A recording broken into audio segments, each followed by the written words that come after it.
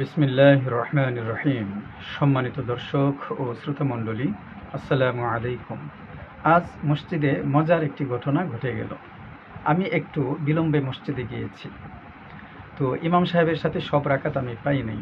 সেজন্য ইমাম সাহেব সালাম ফেরানোর পর আমি আমার ছুটে যাওয়া রাকাত আদায়ের জন্য উঠে দাঁড়িয়েছি। আর আমি ছিলাম মসজিদের পেছনের কাতারে একেবারে বাম দিকে। অবশ্য আমার বামে স্পেস খালি ছিল, মুসল্লি ছিলেন না, জায়গা খালি ছিল। তো সালাম ফেরানোর পর ইমাম সাহেব সালাম ফেরানোর পর আমার ঠিক সম্মুখে যে মুসল্লি ছিলেন উনি উঠে দাঁড়িয়ে পেছন দিকে চলে আসলেন। আরও অনেকেই চলে আসলেন যাদের সেফ এক্সিট ব্যবস্থা আছে। কিন্তু আমার ডান পাশের ছুটে যাওয়া রাকাত আদায়কারী ব্যক্তির ঠিক বরাবর সম্মুখে যে মুসল্লি ছিলেন, যিনি ইমাম সাহেবের সাথে সালাম ফিরিয়ে যথারীতি নামাজ শেষ করেছেন, তিনিও পেছন থেকে আসার জন্য ইতিউতি করছিলেন, কিন্তু তার কোনো সেফ এক্সিট ব্যবস্থা ছিল না। কারণ তার পেছন থেকে আমরা, তার ডানে বামে আমরা নামাজে ছিলাম। তো উনি একটি চালাকি করলেন। উনি যে নামাজির সামনে ছিলেন সেখান থেকে উনি ইমাম সাহেবের সাথে হাত তুলে দোয়া করতে করতে, দোয়া করা অবস্থায় পিছলে পিছলে পিছলে পিছলে আমার সম্মুখে এসে বসলেন এবং দোয়া শেষ করে উঠে দাঁড়িয়ে উনি পেছন দিকে চলে আসলেন। উনি সম্ভবত একটি মাসালা এটা জানেন যে নামাজি ব্যক্তির, নামাজরত ব্যক্তির ঠিক বরাবর সম্মুখ থেকে ডান বা বাম দিকে সরে আসা যায়।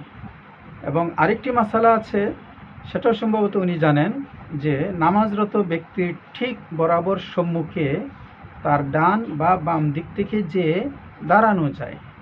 এই দুটো মাসালা উনি জানার কারণে উনি চালাকিটা করেছেন।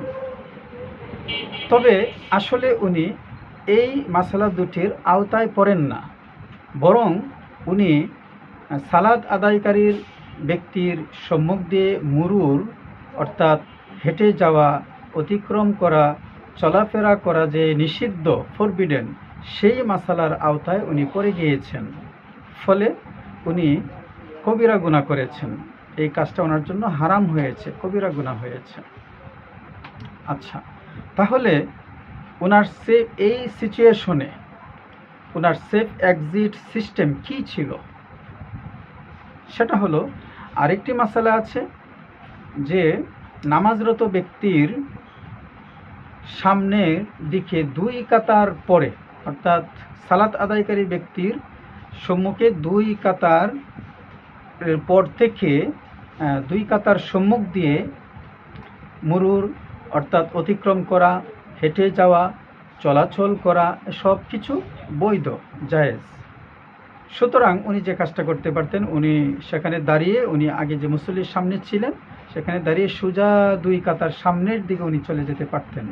যেহেতু তার সামনে 3-4টি কাতার ছিল, উনি সেজন্য উনি সরাসরি সামনের দিকে দুই কাতার সম্মুখে চলে যেতে পারতেন।